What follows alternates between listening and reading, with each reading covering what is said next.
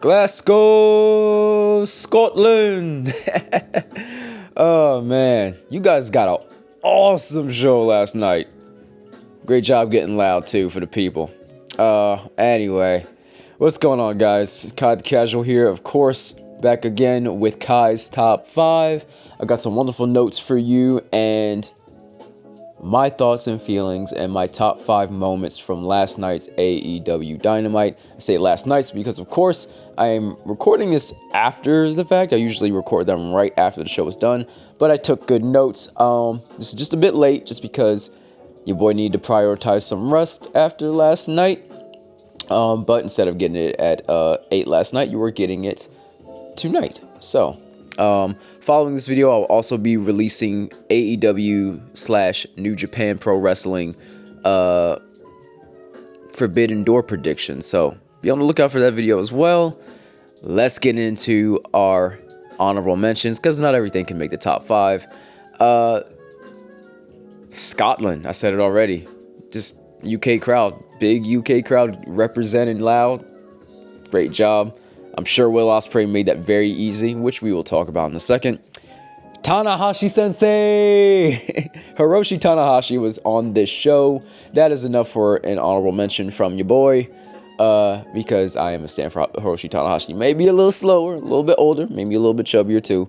But, hey, the man is still entertaining. He's still got it, you know. At what he can do in ring, he's still got it. He's still entertaining.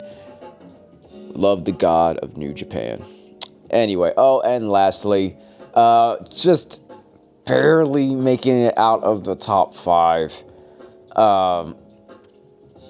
This probably would have been at least number 5, but the match and the opening are two different things, even though they flowed into each other, which we will talk about in a second. But Adam Copeland and Christian Cage had their, let's say, reunion, and they make it clear that Adam has an FTR problem, Christian has a patriarchy problem, or what was the patriarchy.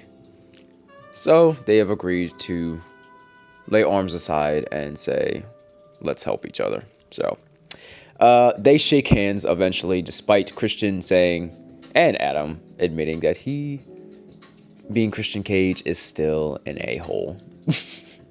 So,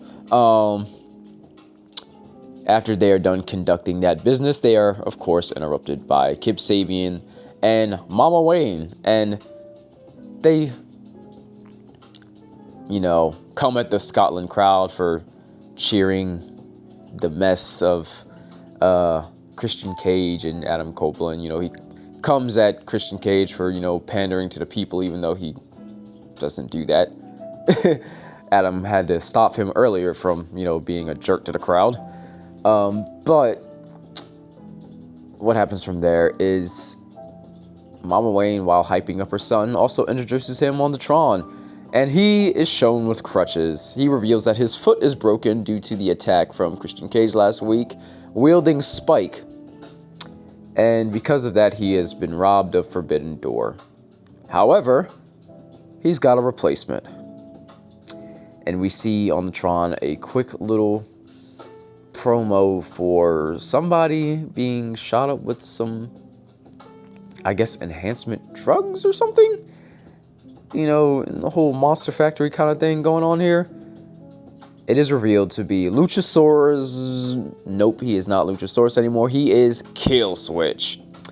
Named after Christian Cage's move. So, yeah, and that beef with Christian Cage is not gone over. I believe he walked out on him a while ago. Can't remember what happened, but I think he was injured in real life, and that's why he was away. So he comes out, and of course choke slams both Adam and Christian. So we'll see what this means for Forbidden Door. Yeah, but I spent way too much time on an honorable mention. Let's get into the main show. On commentary for my number 5 spot, we had almost said Daniel Bryan. Bryan Danielson was on commentary. He might be involved at Forbidden Door a little bit, so we'll see what happens there. For now, he is just on commentary for the night. And opening the show is Will Ospreay doing a promo, hyping up his connection to Scotland, hyping up Greg's, the wonderful sandwiches of the area. Yeah, you know, good fun, right? But of course, he expresses concern about his upcoming neck surgery. He understands the risk he's taking doing such a risky match, even with backup. A lights out steel cage match, which means it's not sanctioned in kayfabe, okay? It's not sanctioned by AEW, so if he gets injured, you know, they're absolved of any risk. The doctors last week did not approve him to compete for Forbidden Door, so he took things into his own hands, even though Tony Khan would be the one still allowing this to happen. So whatever. Lights out matches or unsanctioned matches are kind of funny when they're on PLEs or pay-per-views. But anyway, aside from that, this was a good moment. And of course, he is approached by the Death Riders, the people in kayfabe responsible for his neck being as bad as it is, getting Pillmanized at All In. They come out, he's approached directly by Jon Moxley and everybody else on the outside, ready to pounce. And of course, Will goes, bruv, if you want some of me, you know, do it yourself. But I'm going to get my pound of flesh at Forbidden Door. And of course, they start brawling. Out comes Jet Speed. Out comes, behind them, Hiroshi and the match begins. I'm going straight, just how AEW went straight into the match, I'm flowing right into my number 4 moment of the night, which was the opening 6-man tag match of Hiroshi Tanahashi and Jet Speed versus the Death Riders of Claudio Castagnoli, Wheeler Yuta. Look, I can't. This is a family channel for the most part, so I won't be saying what the crowd was chanting toward Yuta, but if you've been watching, you know what they were chanting at Yuta. So anyway, this was a good, fun match. Again, Hiroshi is limited, but the commentary really gets over the fact that he participated in the G1. He's on his retirement tour. The dude is soldiering on through his retirement year, and I love how the guy that's compared to be the John Cena of New Japan Pro Wrestling is retiring the same year as John Cena. So I was really happy to see this guy wrestle again. I don't follow New Japan as closely as I'd like to, but it was just really nice to see him, regardless of how slow or maybe a little bit more, you know, chubby he's getting. But hey, if anybody deserves after the career they've had, I think 28 years, I think they said, I can't remember, 20 something years, gotta love seeing that. The match concludes with Jet Speed flipping on the ropes outside of to the outside on Claudio Castagnoli and Jon Moxley, and after a twist and shout, Hiroshi Tanahashi hits High Fly Flow on Wheeler Yuta for the 1-2-3.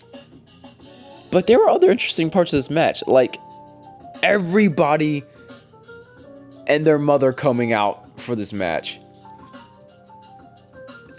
Bullet Club War Dogs and Gabe Kidd came out to distract the good guys at one point. Will Ospreay came out to distract them. And at one point in the match, Marina Shafir of the Death Riders, she gets removed from the match. And, the ref kicks her out. Then Will Ospreay drags her to the back, just for a funny moment. Then he comes back out with a body bag, like Darby Allin's come out with putting people in body bags, last, couple of weeks. Instead of being Marina Shafir, it's later revealed to be Darby Allin. And before that, the Young Bucks double super kick Will Ospreay. So everybody's involved in this match. I think I might have blinked and missed this, but Paragon might have been out there too. And after the match ends, everybody I just mentioned and the Ops all get into a super large brawl, ending with Darby Allin hitting a coffin drop from the stands once again in a crazy spot. This dude worries me every time I see him. Good guys fend off the bad guys. We will see what this means for Forbidden Door. So, anyway, let's get around to my number 3 moment of this wonderful, wonderful Dynamite. And it's hard to put a main event match below like anything on this thing. But main event, it makes the number 3 spot, and I'm going to tell you why. Well, I'll tell you why in a second, because there was another match, and a moment, not a match, but a moment that was just super exciting to me. We had Mercedes Moné and Athena challenging Toni Storm and Alex Wenza for... They're not challenging anything yet. This is just a tag team match. Excuse me. They're not challenging for anything. They're just challenging them. But it was a very, very well-worked match. These 4 ladies, to me, are like some of the top people in AEW. Like, and they show them off really well. My other like top picks for like ladies wrestlers in AEW right now would be like Thunder Rosa, Mega Bane, and Willow. But anyway, that's a side chatter. The match was very good. Athena once again gets the victory on these two by hitting Yo Face, and she just has their number every time that they're involved. So we'll see what this means for Forbidden Door as well. It would be nuts to see Athena be double champ at Forbidden Door. It could happen. Could be a nice little swerve. Who knows? My personal thoughts is, well, I'll tell you my thoughts and predictions. Go watch my predictions video right after this video. I hope to have it uploaded right around the time this one goes live, so go check that out. But anyway, my number 2 moment of the night was in the finals of the tag team tournament who challenges the Hurt Syndicate for the tag titles. We get Bro Dito versus FTR, and I can't sell this match enough. Go on YouTube, go on HBO Match, however you want to consume this, and watch this match. But it goes to a 30-minute time limit draw. And just for good measure, because he's apparently unaware of what happens, Bandito hits a 21 plex on either Dax or Cash after the match is already over. It's just like, wow, it was a very high-paced match, very exciting. Crazy near falls, all that jazz.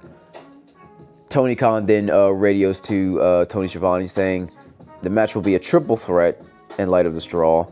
And then the Hurt Syndicate come out to just show their dominance. They don't attack, they just stand there menacingly like, okay, y'all both want some? Cool. Let's do it. So we will see what that means for Forbidden Door. And last but not least, my number 1 moment of the night has to go to the segment of Adam Page and MJF. Now, this was, of course, a promo segment. You might wonder why a promo segment is getting the number 1 spot. And the reason is because Adam Page is the hero that AEW needs, and MJF is the villain that it doesn't know that it needs. Or maybe, of course, it does know. Because I haven't seen a heel spot like this so dastardly since Seth Rollins threatened to stomp Edge, Adam Copeland, before he like re-debuted in the company.